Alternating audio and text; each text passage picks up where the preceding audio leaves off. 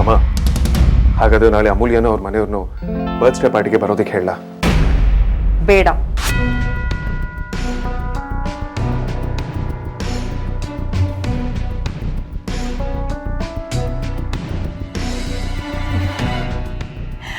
ಫೋನಲ್ಲಿ ಇನ್ವೈಟ್ ಮಾಡಿದ್ರೆ ಚೆನ್ನಾಗಿರಲ್ಲ.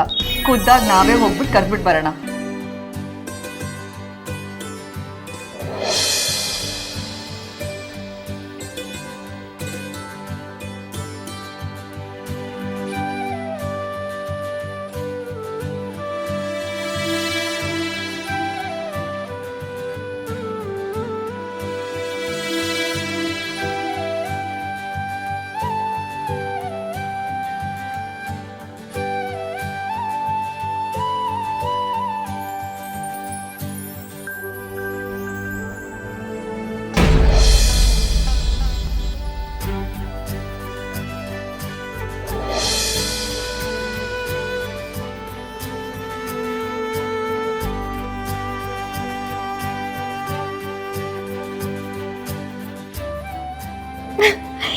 ಸುಳ್ಳೆ ಪುಳ್ಳೆ, ನಾನು ನೀನು ಮದ್ವೆ ಆಗ್ತಿದ್ದೀವಿ.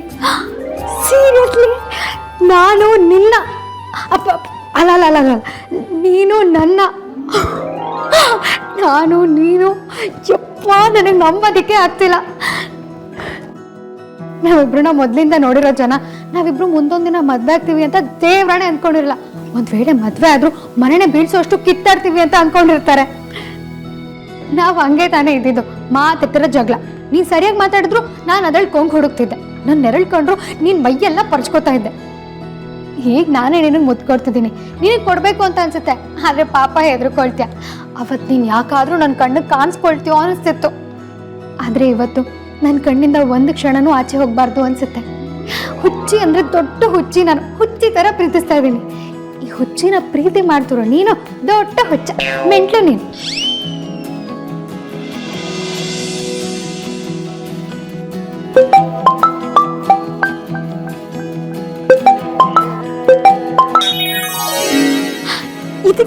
ಇದಕ್ಕೆ ಟೆಲಿಪತಿ ಅನ್ನೋದು.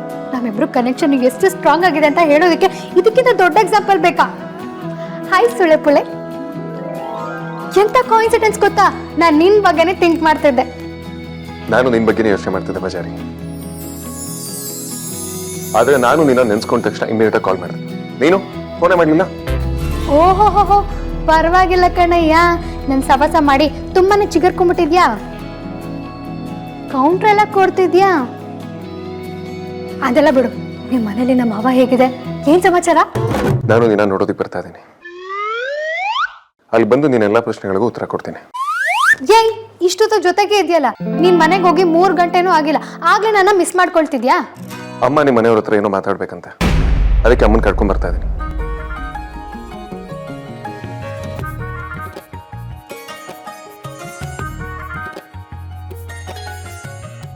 ಏನು, ನಿಮ್ಮಮ್ಮ ನಮ್ಮನೆಗೆ ಬಂದು ಮಾತಾಡ್ಬೇಕಂತ? ಏನು ಪ್ರಾಬ್ಲಮ್ ಇಲ್ಲ ತಾನೆ? ಹೌದು, ತುಂಬಾ ದೊಡ್ಡ ಪ್ರಾಬ್ಲಮ್ ಇದೆ.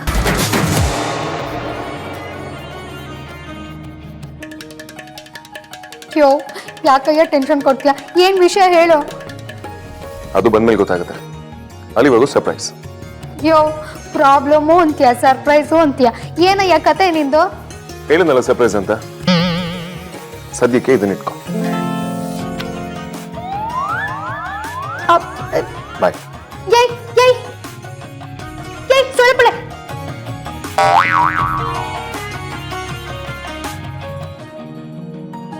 ಕ್ಲಾರಿಟಿನೇ ಕೊಡ್ದೆ ಕಾಲ್ ಬೇರೆ ಕಟ್ ಮಾಡ್ತಾನೆ. ಪ್ರಾಬ್ಲಮು ಅಂತಾನೆ, ಸರ್ಪ್ರೈಸು ಅಂತಾನೆ. ನಿಜವಾಗ್ಲೂ ಪ್ರಾಬ್ಲಮ್ ಆಗಿರ್ಬೋದಾ, ಅಥವಾ ನನಗೆ ಚಮ್ಮಕ್ ಕೊಡೋದಕ್ಕೆ ಈ ತರ ಡ್ರಾಮಾ ಮಾಡ್ತಿರ್ಬೋದಾ?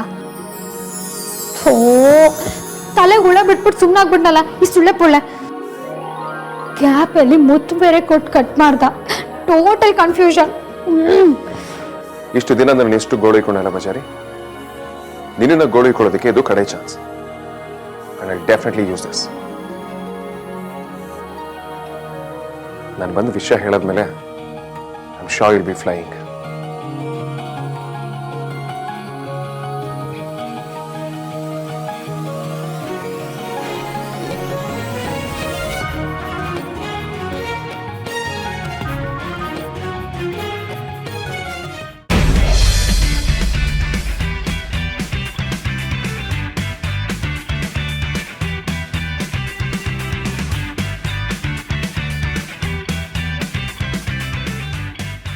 ಕಮಾನ್ ವಿಕಿ, ಎಲ್ಲ ನಾರ್ಮಲ್ ಆಗಿದೆ ಅಂತ ಒಂದು ಸೆಕೆಂಡು ಸೈಲೆಂಟಾಗಿ ಕೂರ್ಬೇಡ. ಅಮ್ಮ ಇಷ್ಟು ಸೈಲೆಂಟಾಗಿ ಅಗ್ರಜನ್ ಮದುವೆನ ಒಪ್ಕೊಂಡಿದ್ದಾಳೆ ಅಂತಂದರೆ ಒಳಗಡೆ ವೈಲೆಂಟಾಗಿ ಇನ್ನೂ ದೊಡ್ಡದಾಗೇನೋ ಪ್ಲ್ಯಾನ್ ಮಾಡ್ತಿದ್ದಾಳೆ ಅಂತ ಅರ್ಥ. ಆದರೂ ಇಷ್ಟು ಆರಾಮಾಗಿ ಅಗ್ರಜನ್ ಮದುವೆನ ಹೇಗೆ ಒಪ್ಕೊಂಡ್ಬಿಟ್ಲು? ಇದರಿಂದ ಏನಾದರೂ ಗೇಮ್ ಪ್ಲ್ಯಾನ್ ಇದೆಯಾ ಏನು? ಇದ್ದೇ ಇರುತ್ತೆ. ಆ ಹೆಂಗಸು ಏನು ಮಾಡೋಕ್ಕೂ ರೆಡಿ. ಅಗ್ರಜನ್ ಪ್ರಾಣಕ್ಕೆ ಕೂತಂದ್ರೂ ಆಶ್ಚರ್ಯ ಇಲ್ಲ. ಅಗ್ರಜನ್ ಮದುವೆ ಆಗೋವರೆಗೂ ನಾನು ತುಂಬಾ ಕೇರ್ಫುಲ್ ಆಗಿರಬೇಕು. ಇವಳು ಒಂದೊಂದು ಹೆಜ್ಜೆನೂ ನಾನು ಗಮನಿಸ್ತಾ ಇರಬೇಕು, ಇಲ್ಲಾಂದ್ರೆ ದೊಡ್ಡ ಅನಾಹುತ ಆಗುತ್ತೆ.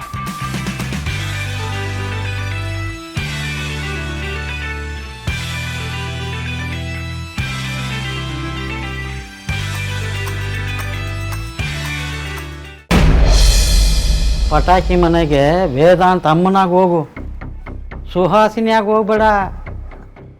ಮಿರ್ಚಿ ಕೈಯಲ್ಲಿದೆ, ಅದನ್ನು ಮೆತ್ತಿಗೆ ಇಟ್ಟಿಗೆ ಡಿಪ್ ಮಾಡಬೇಕಷ್ಟೇ. ಬಿಸಿ ಎಣ್ಣೆಗೆ ಹಾಕೋ ಕೆಲಸನ ಆಮೇಲೆ ಮಾಡ್ಬೋದು. ನೀನ್ ನನಗೆ ಇದನ್ನ ಹೇಳ್ಕೊಡ್ತೀಯಾ? ಅದ್ರ ಅಗತ್ಯ ಇರೋದಕ್ಕೇನೆ ನಾನು ಈ ಮಾತಾಡಿರೋದು. ನಿನ್ನ ಕೈಯಾರೆ ಹಗ್ಗ ಕೊಟ್ಟು ಕೈ ಕಟ್ಸ್ಕೊಳ್ಳೋ ಕೆಲಸ ಮಾಡಿದ್ಯಾ? ಏನೋ ಗೊತ್ತಿಲ್ಲದೆ ಮಾಡಿದ್ಯಾ? ನಾನು ಅದನ್ನು ಕ್ಷಮಿಸ್ತೀನಿ ಅಂತ ಹೇಳಿದರೆ ಸಾಕಿತ್ತು. ಅದನ್ನು ಬಿಟ್ಟು ಇರಲಾರ್ದೆ ಇರುವೆ ಬಿಟ್ಕೊಂಡಿದ್ಯಾ? ಬರ್ತ್ಡೇ ದಿವಸ ಅನೌನ್ಸ್ ಮಾಡೋ ಪ್ರೋಗ್ರಾಮೆಲ್ಲ ಯಾಕೆ ಬೇಕಾಗಿತ್ತು? ಪರಮಾನಂದ, ನೀನ್ ಅನ್ಕೊಂಡಿದ್ದಕ್ಕಿಂತ ಒಂದ್ ಹೆಜ್ಜೆ ಮುಂದೆನೆ ಹೋಗಿರ್ತೀನಿ ನಾನು. ನೀನ್ ನನಗೆ ಬರೀ ಡ್ರಾಮಾ ಮಾಡು ಅಂತ ಹೇಳ್ದೆ, ಆದ್ರೆ ನಾನು ಅದಕ್ಕಿಂತ ಒಂದ್ ಹೆಜ್ಜೆ ಮುಂದೆನೆ ಯೋಚನೆ ಮಾಡಿದ್ದೀನಿ. ಈಗ ಈ ವೇದಾಂತ್ ಅಮೂಲ್ಯನ್ ಮದ್ವೆಗೆ ನಾನ್ ಅಡ್ಡಿ ಆದ್ರೆ ನಾನ್ ವಿಲನ್ ಆಗ್ತೀನಿ. ಅದೇ ಪರಿಮಳನೇ ರಿಜೆಕ್ಟ್ ಮಾಡಿದ್ರೆ? ಆಸೆ ಇರಬೇಕು, ಆದರೆ ಈ ಲೆವೆಲ್ಗಲ್ಲ.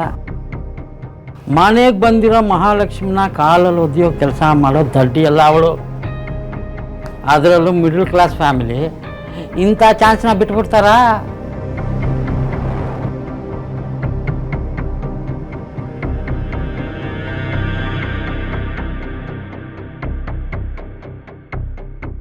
ಸಿಸ್ಟರ್, ನೀನು ಯಾವ ಆ್ಯಂಗಲಿಂದ ಯೋಚನೆ ಮಾಡಿದ್ಯಾ ಹೇಳ್ಬಿಡು, ಸುಮ್ಮನೆ ಕನ್ಫ್ಯೂಸ್ ಮಾಡಬೇಡ.